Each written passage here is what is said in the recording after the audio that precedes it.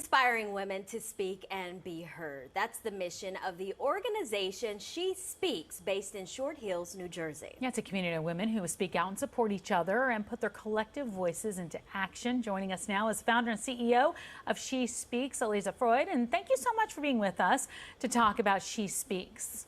My pleasure. Thanks for having me. So let's get some more insight on the idea behind SheSpeaks and why you started it. Sure. Well, I started SheSpeaks in 2008 with really one simple goal, and that was to help build a stage for women to amplify their voices and to be heard. Fast forward to where we are today, and we are the United States' largest, most diverse community of female content creators and influencers, and we are still with the same mission, which is to help build women's influence, and we do that in different ways maybe than we did in 2008. Back in 2008, there was no TikTok, for instance, but Yes. Now TikTok is certainly one of the big parts of our mix. But the mission is still the same. And more recently, I actually also added two weekly podcasts, which is how I met you, Tamsin, Yes. as one of the women that I interviewed on the show.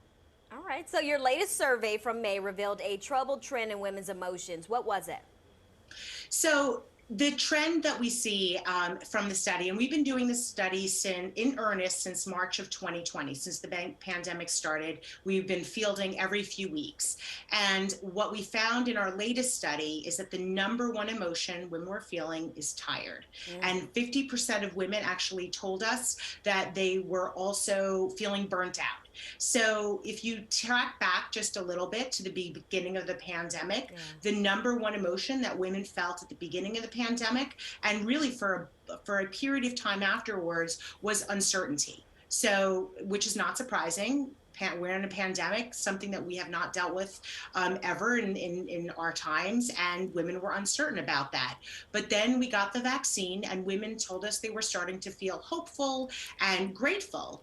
And even as of the end of 2021, women were saying those same things. But here we are, and when we did the study, it was May of this year, which was just a few weeks ago. And women are now telling us that the number one feeling they have is tired.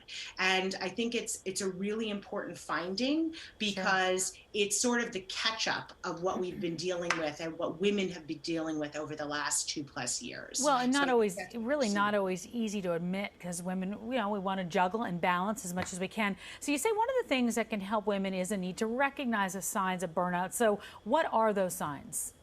Yeah, so what women tell us in terms of what burnout looks like for them, they're not motivated. They maybe have something they want to achieve, but the number one reason they can't get themselves to move forward is because they're lacking motivation. They're also feeling trapped. They're feeling a sense of being stuck, just not knowing how to move forward. So these are all things that we're seeing women deal with as part of this of the current emotional state. Okay, so before we let you go, you say there's something important but difficult for a lot of women to do, is to take that much needed me time. So how do you suggest women actually make that happen?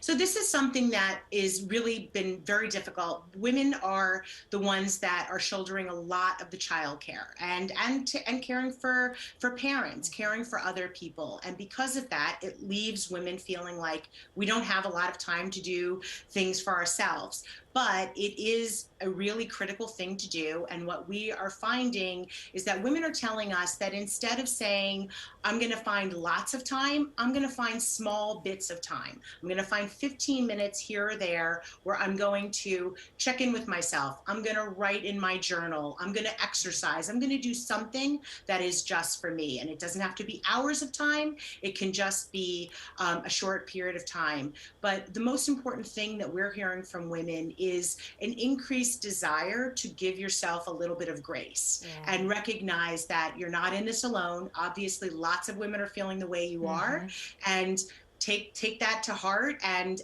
just try to find a bit of time for yourself. All right. Thank you so much for joining us with that today. I know, where can people find you if they're looking for you, because you have the podcast as well as a website? They can come and find out all about what we're doing, all of our social channels and all of that at SheSpeaks.com. Wonderful. Aliza, thank you so much for being with us.